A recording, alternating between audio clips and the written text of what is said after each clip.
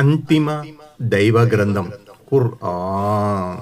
13 అర్రాద్ సూరా ఉరుము.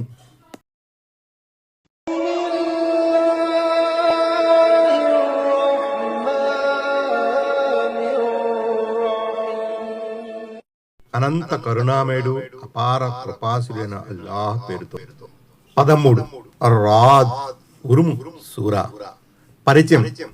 ఈ సూరా మదీనా కాలంలో అవతరించిన సూరా. దివ్య ఖుర్ఆన్ దేవుని తరపున అవతరించిన దైవ వచనమని ఈ సూరా నొక్కి చెబుతుంది.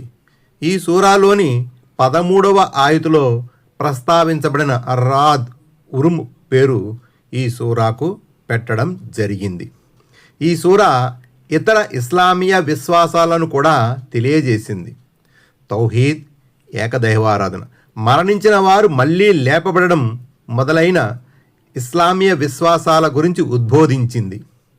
దైవ వచనాల అవతరణకు, ముహమ్మద్ సల్లల్లాహు అలైహి వసల్లం ప్రవక్త పదవికి సంబంధించి అవిశ్వాసుల మనసుల్లో ఉన్న సందేహాలను నివారించడానికి కూడా ఈ సూరా ప్రయత్నించింది.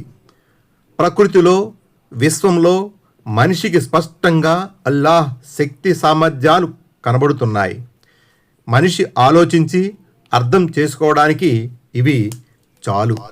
విశ్వాసులు, అవిశ్వాసులకు మధ్య తేడాలను ఈ సూరా వివరించింది. విశ్వాసులు బుద్ధి వివేకాలతో వ్యవహరిస్తారు. అల్లాహ్తో చేసిన వాగ్దానాన్ని నెరవేరుస్తారు. అల్లాహ్ పట్ల తమ ధార్మిక బాధ్యతలను నిర్వర్తిస్తారు. అల్లాహ్ ఆదేశాలకు కట్టుబడి ఉంటారు. అల్లాహకు భయపడతారు. తీర్పు దినానికి భయపడతారు. సహనాన్ని పాటిస్తారు. నమాజులు స్థిరంగా పాటిస్తారు. రహస్యంగాను బహిరంగంగాను దాన ధర్మాలు చేస్తారు. అవిశ్వాసులను వర్ణిస్తూ వారు బుద్ధి వివేకాలను ఉపయోగించని వారిని ఈ సూరా పేర్కొంది. వారు మహత్యాలు చూపండని అడుగుతారు. ప్రకృతిలోనూ విశ్వంలోనూ ఉన్న అల్లాహ్ చిహ్నాలను చూసి ఆలోచించరు. మరణించిన వారు మళ్ళీ లేపబడతారన్న నిజాన్ని విశ్వసించడానికి నిరాకరిస్తారు. ధార్మిక విశ్వాసాన్ని తిరస్కరిస్తారు. ప్రవక్తలను అవహేళన చేస్తారు. కుట్రలకు, కుతంత్రాలకు పాల్పడుతారు. అల్లాహ్నుగాక ఇతరులను సంరక్షకులుగా చేసుకుంటారు.